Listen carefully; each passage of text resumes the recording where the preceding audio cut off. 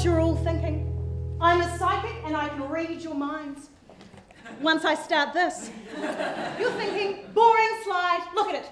There's no colour, it's really wordy, and it looks like a classified advertisement. Well, ladies and gentlemen, you would be right. It is indeed a classified advertisement, but it is not your normal type. If you have a wee look, what is it? Well, it is normal people just like you and I, but these people are wanting to sell their organs. And they will sell their organs because these ads, these aren't unique. There is thousands upon thousands of these online right now. Happening right now as we speak. And the worst thing is if you go online, within an hour, you will be able to buy a juicy, fresh kidney for as little as 10,000 New Zealand dollars. $10,000! Ridiculous. But you're probably thinking, well, this isn't really that relevant in little old New Zealand. Well, you'd be wrong. It is most relevant in little old New Zealand. Why is that? Because New Zealand has the worst rates of organ donation in the world apart from Greece. Last year we had 38 deceased donors, 38.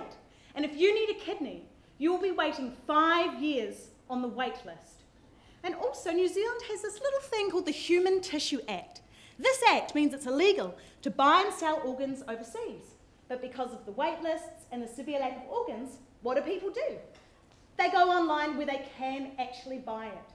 Ladies and gentlemen, my name's Rachel Walsh, and in my master's thesis, I'm looking at organ donation. More specifically, I'm looking at ways to increase the donor pool of live and deceased donation through incentivisation and through regulation. Big task for a little person, you may say. I think not. So how am I going to do this? First, deceased donors. What can we offer them?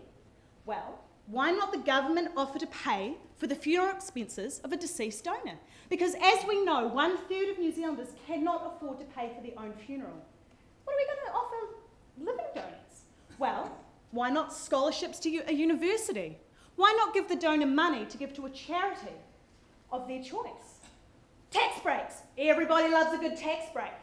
Or why don't we have early release for prisoners who donate their organs? Sounds outrageous. It's actually happening overseas as we speak. And the next biggest thing that I'm looking into is regulating the trade. So allowing the buying and selling of organs.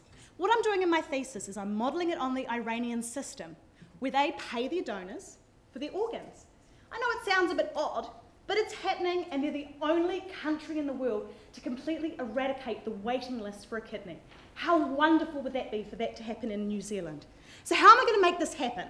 Well, I'm doing something very, very unique. I'm speaking to patients, to doctors, to medical practitioners, to all the people that matter, people on the wait list, people who have donated, people who have received organs, because they have a real insight that I don't have as a writer and what you don't have as the reader. They can offer something very unique and they can critique my suggestions. So that's what I'm doing. That's the most important thing, is talking to the people that matters, who are really affected by this.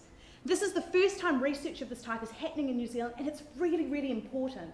The reason it's so important is because transplantations really kill people. What kills people is stuff like this, the illegal trade, the wait list, and the severe, severe shortage of organs. And it's so achievable to make it that everybody can get a transplant. Thank you very much.